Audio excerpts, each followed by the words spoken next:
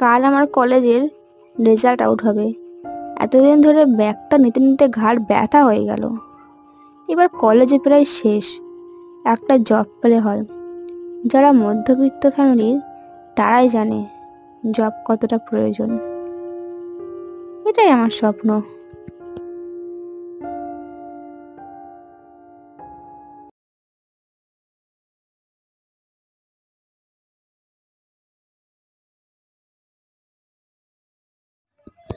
কিরে, বাড়ি চলে যাবি? আজকে ফুচকা খাবি না? না রে, আজকে আর হবে না। মায়ের শরীরটা তো অতটা ভালো না, আর বাবা তো বাইরে, তাই তাড়াতাড়ি বাড়ি ফিরতে হবে। আর আজকে তো কলেজ শেষ, চল অন্যদিন একবার জমিয়ে আড্ডা দেওয়া হবে। ঠিক আছে, চল, টাটা। হ্যাঁ হ্যাঁ, টাটা।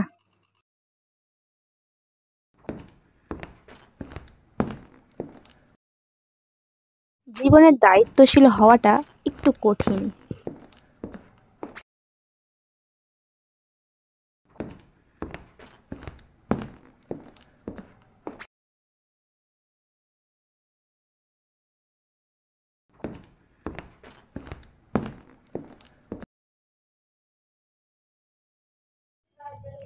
কিরে রূপা, তোকে খেতে দেই? আমি নিচ্ছি মা। আরে বস, আমি দিতে পারবো। মা, আমার ঘরে পাখাটা খারাপ হয়ে গেছে তো। তোর বাবা মিস্ত্রি পাঠিয়েছিল, ঠিক করে গেছে। ও, ভালো।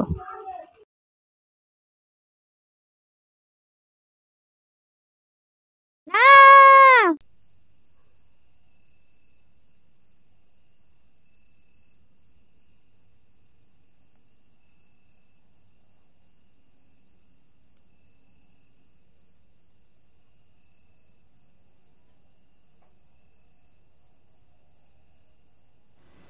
কি হলো ব্যাপারটা?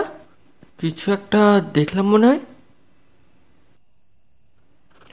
মনে হয় মনের ভুল।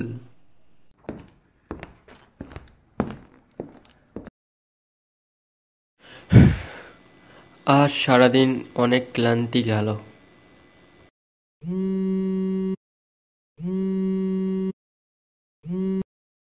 হ্যালো, পাকা ঠিক করা মিস্ত্রি জাফর তো? হ্যাঁ, আপনি? আপনার নাম্বারটা আমার বন্ধুর থেকে পেয়েছি।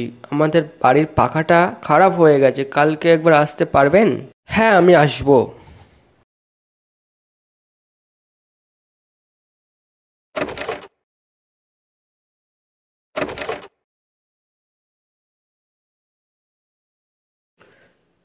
কিছু একটা শব্দ পেলাম মনে হচ্ছে।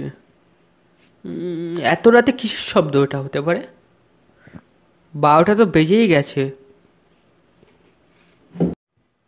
ছাদ থেকে আওয়াজটা আসছে সম্ভবত, একবার গিয়ে দেখি।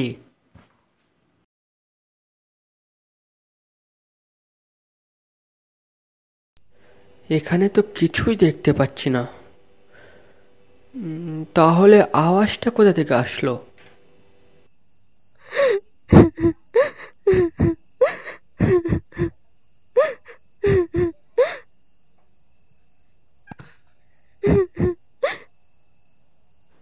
এ আমি কি দেখছি?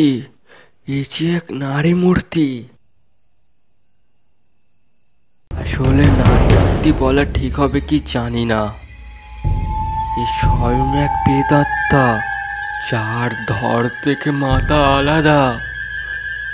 তার চোখ দিয়ে বাড়িয়ে আসছে যেন লাভার শিখা আর রাগ। তার সারা শরীরে রক্ত মাখা। আমার পা দুটি যেন স্থির হয়ে গেছে, মুখ দিয়ে কোনো কথাই সরছে না। কে কে আপনি? আমি রূপা। আজ যাদের বাড়িতে তুই পাখা ঠিক করতে গিয়েছিলিস, আমি সেই মেয়েটি। দেখ, তোর জন্য আমার কি অবস্থা হয়েছে। কত স্বপ্ন ছিল আমার। তোর কাজের গাফিলতির জন্যই শুধু আমার এই অবস্থা হয়েছে। আমাকে ক্ষমা করে দিন, আমি বুঝতে পারিনি কি হয়ে গেল এসব। না, তোদের মতো ফাঁকিবাজের জন্য আমাদের মতো অনেক মানুষ প্রাণ হারাচ্ছে। এরকম ভুল আর কখনো হবে না, দয়া করে ক্ষমা করে দিন। বেশ, আমি তোকে ছেড়ে দিলাম, কিন্তু কখনো কাজে ফাঁকি দিলে সেদিন আমি আবার ফিরে আসব। নিজের কাজটাকে ভক্তি দিয়ে করবি। দেখলাম শূন্যের মধ্যে নারী মূর্তিটি কোথায় যেন হাওয়ায় মিলিয়ে গেল।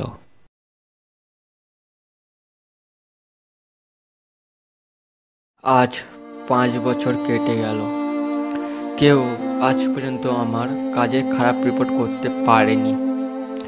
আর জীবনে যে বড় শিক্ষাটা পেয়েছি, আর কখনো কাজের প্রতি আমি গাফিলতি করিনি, আর করবও না। আমিও মিডল ক্লাস ফ্যামিলি থেকে এসেছি। স্বপ্ন ভেঙে যাওয়া কতটা কষ্ট তা আমিও জানি। ভিডিওটি ভালো লাগলে শেয়ার করবেন এবং সাবস্ক্রাইব করে আমাদের পাশে থাকবেন।